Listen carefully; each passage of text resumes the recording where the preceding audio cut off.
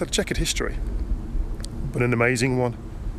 And frankly, I love the place.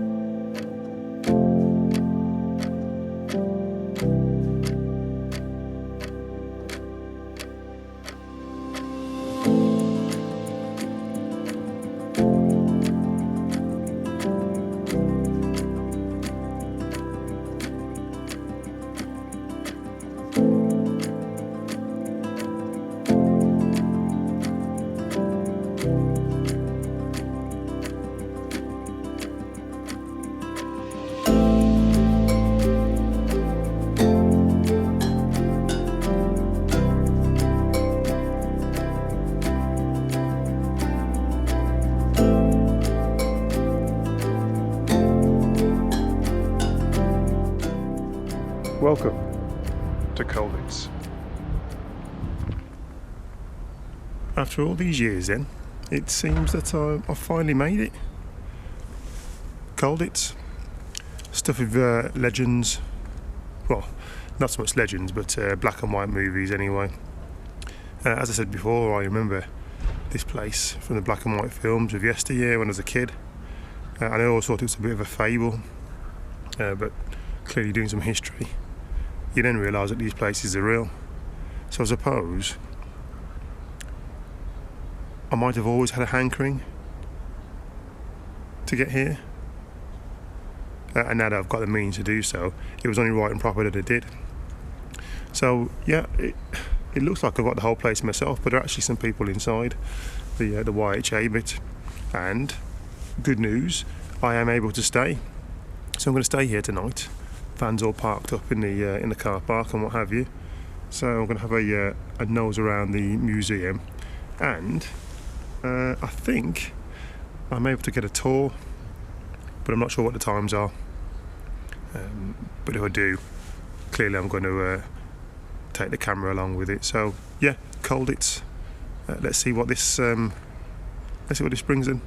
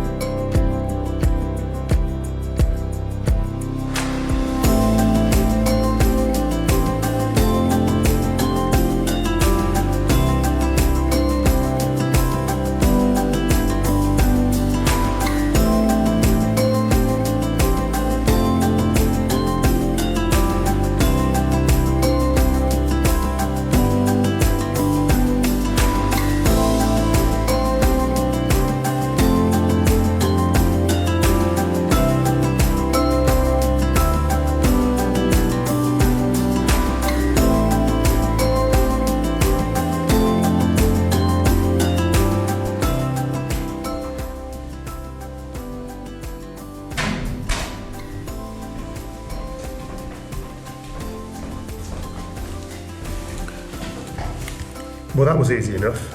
Check in, went like a dream. I booked a single room, but I've got 3 beds here, but hopefully I'll be here on my own. Ensuite as well, so all lovely jubbly. So we would seem finally, I'm an inmate at Colditz. So what have I found out about Colditz Castle? Well, the first recorded mention of the place was in 1046, when the emperor of the time bestowed this castle, or the fort, and the land to his wife. They decided to build on it from 1086, I believe, and then it's been significantly built on from the 1400s through to the 1800s. And that all went for nothing, because in 1504 the fort, castle and most of the land of Colditz was burnt down by an apprentice baker, a prelude to the Great Fire of London. It continued to be built on, and then in 1800 it became a poorhouse, and then in 1924 a mental institution, and then from the 1930s onwards we all know this place as being a prisoner of war camp, and it was then liberated in 1945 to 1946 by the Americans. Well, this place has had a number of incarnations of use, and after the liberation it became a hospital and a nursing home, and finally a youth hostel. It's had a checkered history, but an amazing one, and frankly I love the place.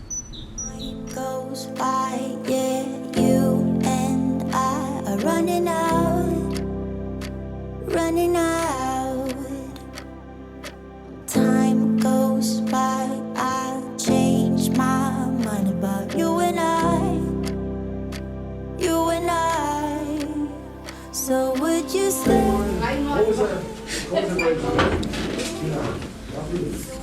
Coffee and pastries, definitely the way to go. I can feel what I'm saying. I'm letting you know this heart's on the edge.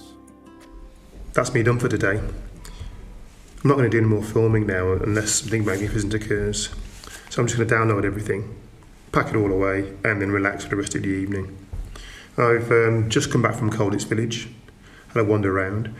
Lots of white rendered, copper topped buildings as you'd expect from a German village. Very quaint and well worth going to see. Got a big day ahead of me tomorrow. My intention is to finish off Germany and then drive across Poland. I'm going to head towards Lithuania. Sat-nav tells me it's about 600 and odd miles. So, as I said, big day ahead of me. So, yeah, pack it all away, relax, and we'll see how we get on tomorrow. Well, that's me leaving Colditz this morning. As I said yesterday, big mileage to do. That's going to be a long day. So if there's anything to film, I'll let you know. If not, I'll see you on the other side of Poland.